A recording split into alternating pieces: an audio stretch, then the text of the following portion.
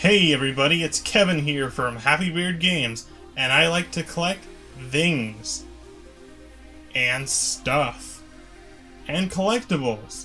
Mostly these collectibles that I like to collect and pick up and store are things related to video games, books, movies, TV shows, any fandom that I really got into either as a kid or as an adult, that I'm really into right now or that I was into back in the day. These are things that I like to collect, and you'll be seeing these in this video series that I'm starting right now. And the first thing that we're going to focus on for our collection today is the Atari. The Atari and the Atari 2600 mainly, but not exclusively, is our focus today.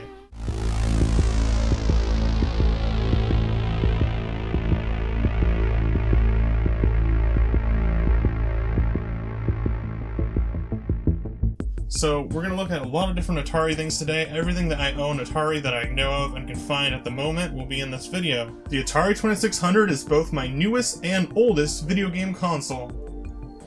How can that be, you might be asking yourself?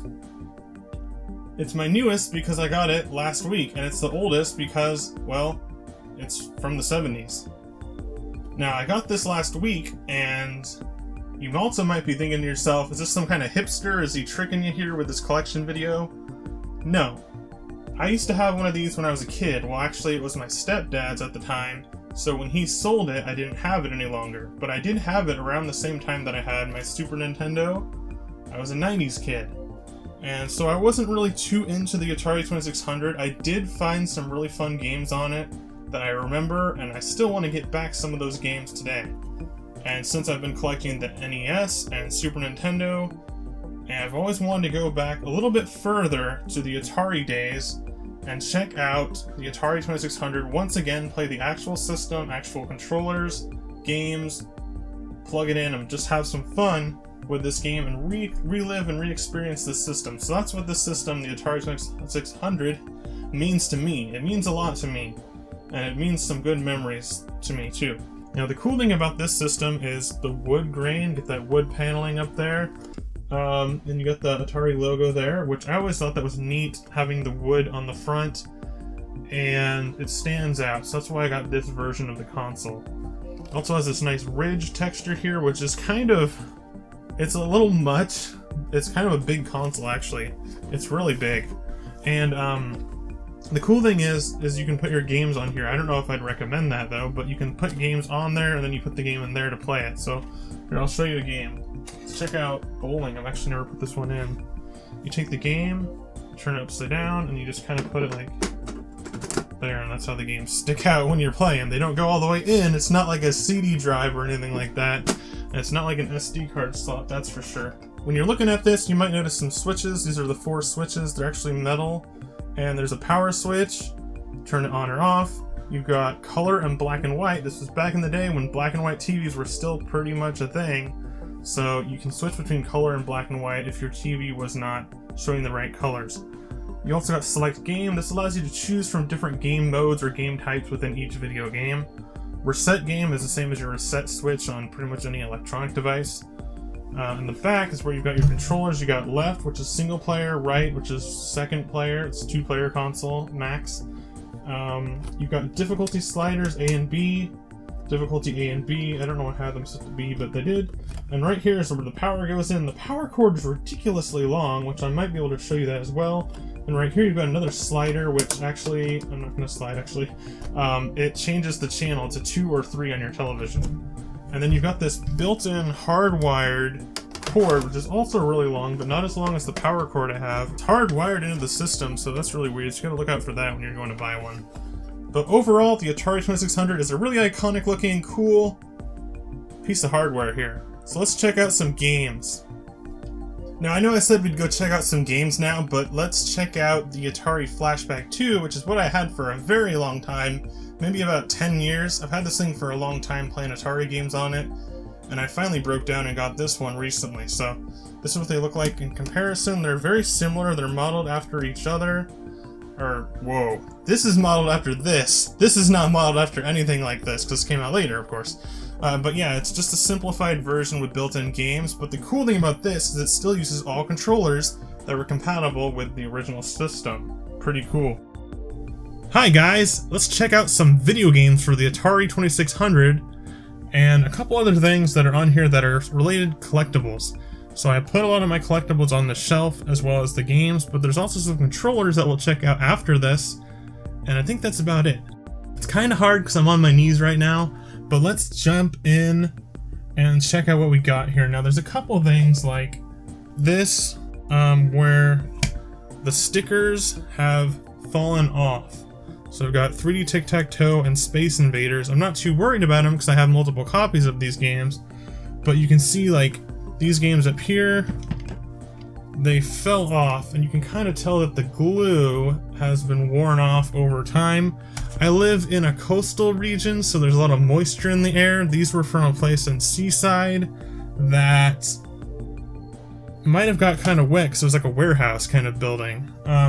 So those ones, all the stickers fell off, so I have a couple of the stickers left. I don't know if I have any more of them, but let's check out these games while they're in my hand. I got Combat, 3D Tic-Tac-Toe, Space Invaders with a nice Goodwill sticker on there, and another Space Invaders.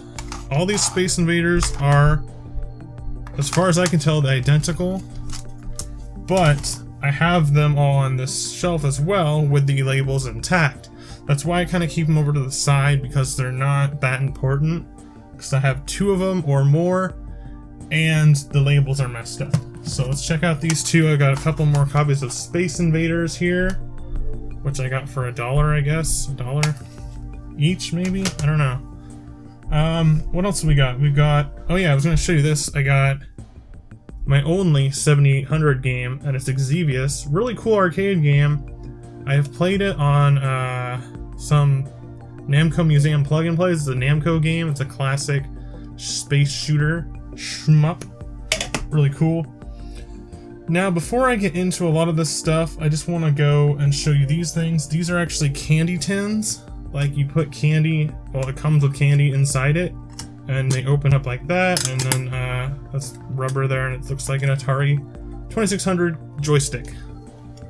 And I've got 2 of those. This one's actually sealed, so it's really dusty, but it's also got candy in it still, so that's cool.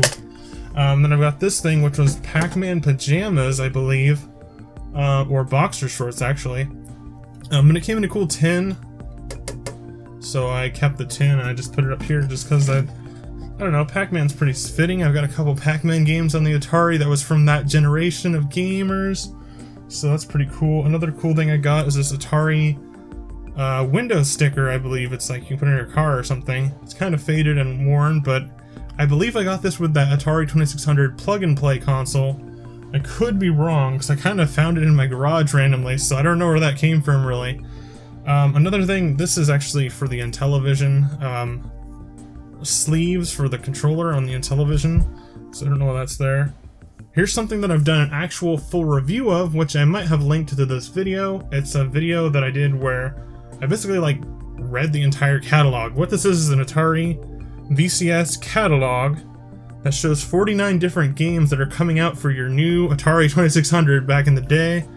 It's really cool. I think I paid 50 cents for this, but it's got some really nice artwork, and that's why I thought it was cool. It's got some really good stuff in there. Really cool stuff.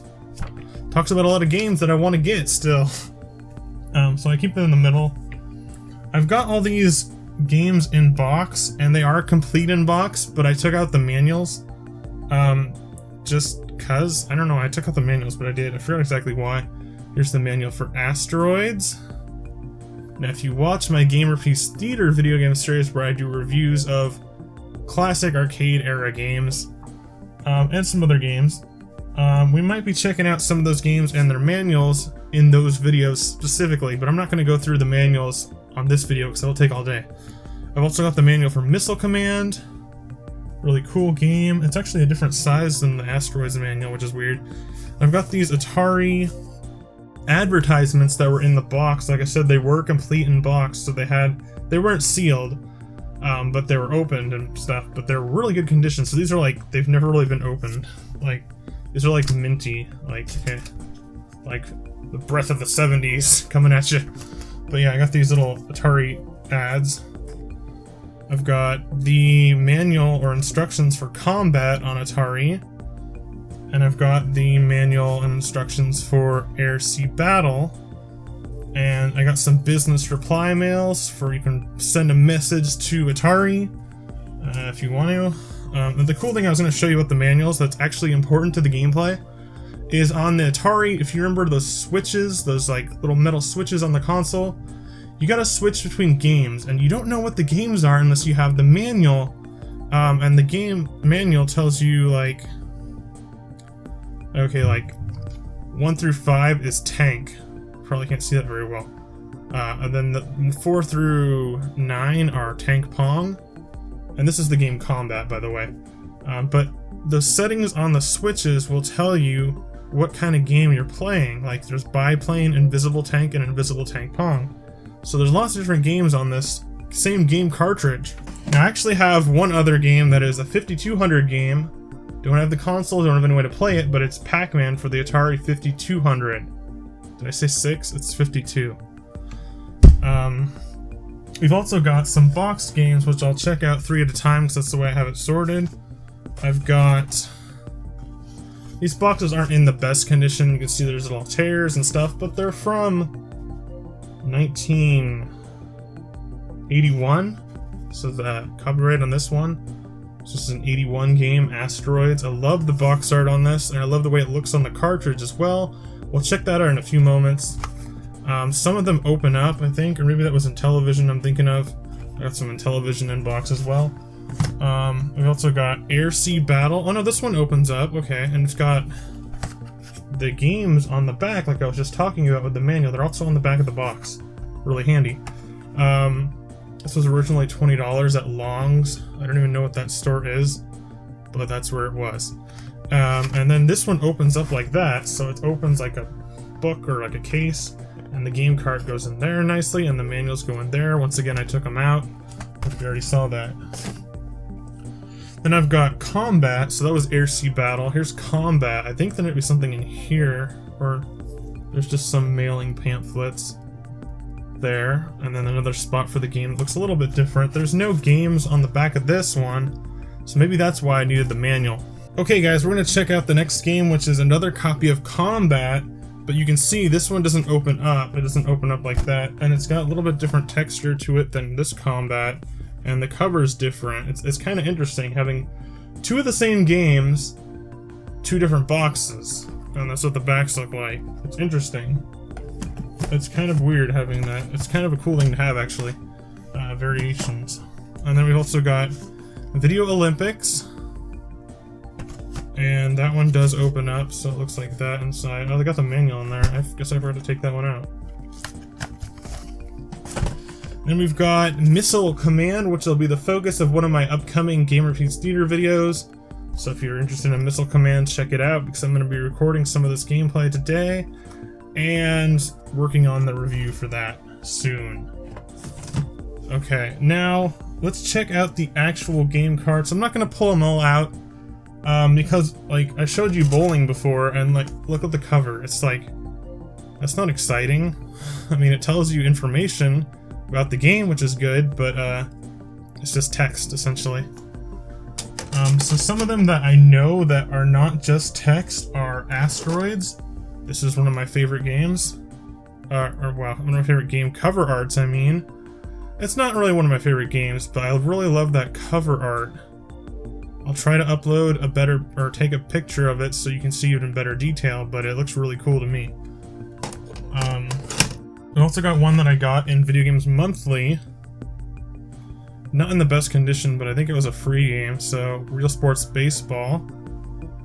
We've got a lot of copies of the game, if I can get this back in there. Berserk, and I'm going to pull out 2 of them for you, because I've got Orange Berserk and Green Berserk. Kind of interesting. I don't know what the difference is yet. I played the orange one, I'm pretty sure is the one I picked when I played it. I haven't actually played all these games yet, guys, because it's only been a week since I got my console, but Some of the ones I picked to play already were the more popular sounding ones. We've also got Blackjack, we've got Combat, which I showed before. I don't think there's any art on the disc. Or cart. No, there's no art on there. We've also got Demon Attack. Demon Attack, I got this from Video Games Monthly. I also own this on the Intellivision, and it's a pretty cool one, even though I don't own an Intellivision console just yet. But it's by iMagic, so it has a slightly different cart. It's kind of weird when Atari games have different carts, but the iMagic ones do, and here's a game that everybody knows. E.T. the Extraterrestrial for the Atari 2600, often regarded as the worst game of all time. But I have some compassion for the developer of this game, and I think he also developed Yar's Revenge, I'm pretty sure, if my memory is right. And he's a pretty cool guy, it seems, but he was rushed and forced to make that game in like 2 weeks or 2 months, 2 weeks. Really short amount of time, so I feel bad for the guy that is known for creating the worst game of all time. But I don't think he really deserves all that, stress, probably. Home Run? I don't know, maybe I got that with Video Games Monthly. I don't remember. I think I got that or Baseball with Video Games Monthly. I've got Mega Mania. Haven't really checked that out yet. But Activision. Yes, boys and girls, Activision existed back in the day. We've got Missile Command, which I checked out and we'll check out more soon. We've also got this game that's like the cartridge is warped or something because it's hard to get out, but Mousetrap. I don't think it has anything to do with the board game Mousetrap, but it's Mousetrap. I tried playing it and I didn't really understand what to do. I don't have the box for that. We've got a classic Miss Pac-Man, which is actually pretty good on the Atari 2600. There is also Pac-Man, which is not so good, but it's not unplayable. I like the box art of that. I actually did a fan art of that. If I can find it, I'll upload it, but I probably won't be able to find it. It was like Pac-Man in that design. I did that when I was in the fan art thing. Slot Racers. We got some Space Invaders, no picture there, and Super Breakout, which this card doesn't work. The 9 Telegames Breakouts, or Super Breakout. I tried it, I cleaned it again. I couldn't get it to work. That's one of the games that I wanted to work because I love the paddle controller. Another cool thing that we'll check out really soon when I check out my controllers in a few moments. But for now, I'm going to take a little break.